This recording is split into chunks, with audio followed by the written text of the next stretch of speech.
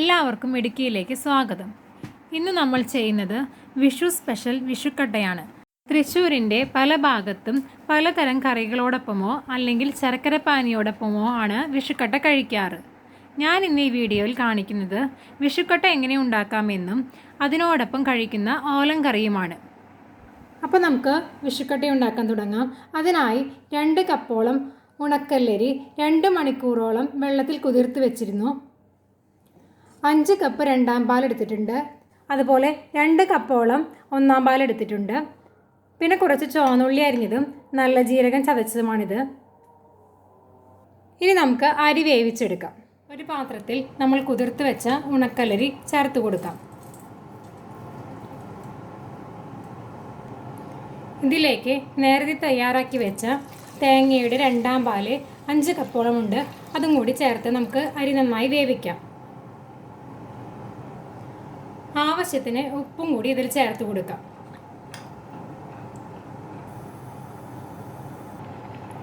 ഇപ്പോൾ നമ്മുടെ അരി ഒരുവിധം നന്നായി തിളച്ച് വന്നിട്ടുണ്ട്. ഇപ്പോൾ ഒരുവിധം ഒരു 1/4 ഭാഗത്തോളം വേവായിട്ടുണ്ട് അരി. ഇനി നമുക്കിതിലേക്ക് നേരത്തെ മാറ്റി വെച്ചിട്ടുള്ള ഒന്നാം പാൽ ചേർത്ത് കൊടുക്കാം.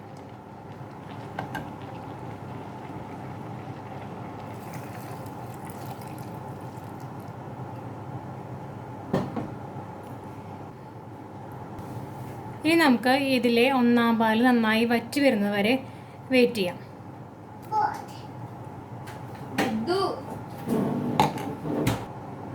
അതിനിടയ്ക്ക് നമുക്ക് ഈ വിഷുക്കട്ടയോട് കൂടി കഴിക്കാനുള്ള വെള്ള ഓലൻ തയ്യാറാക്കാം. അതിനായിട്ട് ഒരു കുമ്പളങ്ങയുടെ ഒരു പകുതി ഭാഗം എടുത്ത് വളരെ നൈസായിട്ട് അരിഞ്ഞു വെച്ചിട്ടുണ്ട്. ഒരു 3-4 പച്ചമുളക് നടുവേ കീറിയിട്ടിട്ടുണ്ട്. ഇനി ഇതിലേക്ക് നമുക്ക് 2 ഗ്ലാസ് രണ്ടാം പാൽ ചേർത്ത് നമുക്ക് ഈ കുമ്പളങ്ങ വേവിച്ചെടുക്കാം. ആവശ്യത്തിന് ഉപ്പ് നമുക്കിതിൽ ചേർത്ത് കൊടുക്കാം.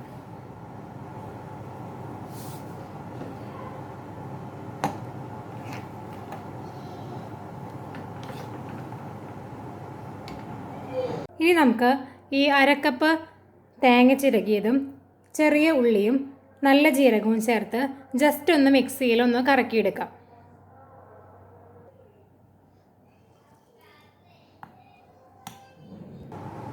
ഇപ്പോൾ അരിയിൽ ഒന്നാം പാലൊക്കെ നന്നായി വറ്റി വന്നിട്ടുണ്ട്. ഇനി നമുക്കിതിലേക്ക് തേങ്ങയുടെ മിക്സ് ചേർത്ത് കൊടുക്കാം.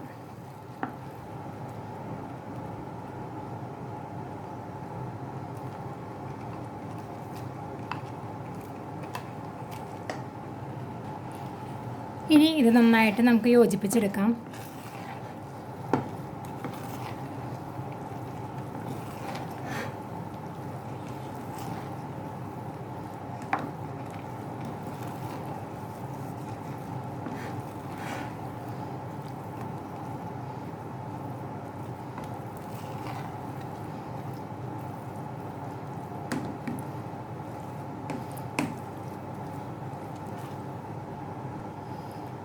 ഒരു 5 മിനിറ്റിന് ശേഷം നമുക്കിതൊന്ന് തീയൊക്കെ ഒന്ന് ഓഫ് ചെയ്യാം.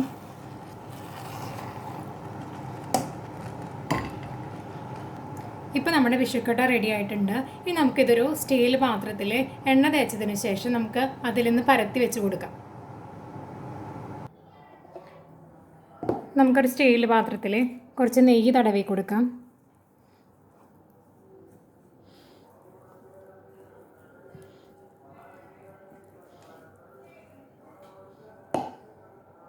ഇനി നമുക്ക് ഈ സ്റ്റീൽ പ്ലേറ്റിലേക്ക് തയ്യാറായ ഈ വിഷുക്കട്ട പരത്തി കൊടുക്കാം.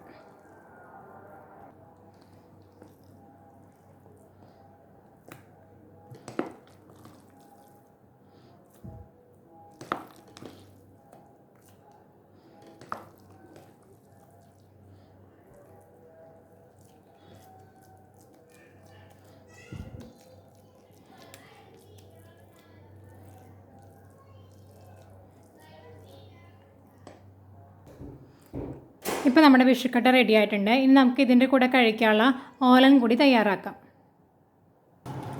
ഇപ്പോൾ നമ്മുടെ കുമ്പളങ്ങ രണ്ടാം പാലിൽ നന്നായിട്ട് വെന്തിട്ടുണ്ട്. ഇനി നമുക്കിതിലേക്ക് ഒന്നാം പാൽ ചേർത്ത് കൊടുക്കാം. ഒരു കാര്യം പറയാൻ വിട്ടുപോയിട്ടുണ്ടായിരുന്നു.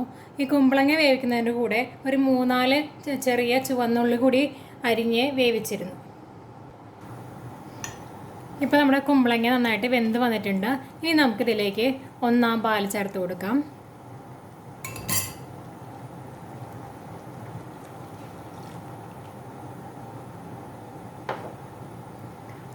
ഒന്ന് ചൂടായി വരുമ്പോൾ നമുക്ക് തീ ഓഫ് ചെയ്യാം.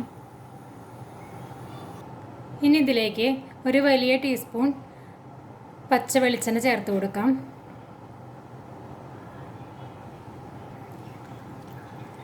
കുറച്ച് വേപ്പില കൂടി ഞെരടി ഇട്ട് കൊടുക്കാം.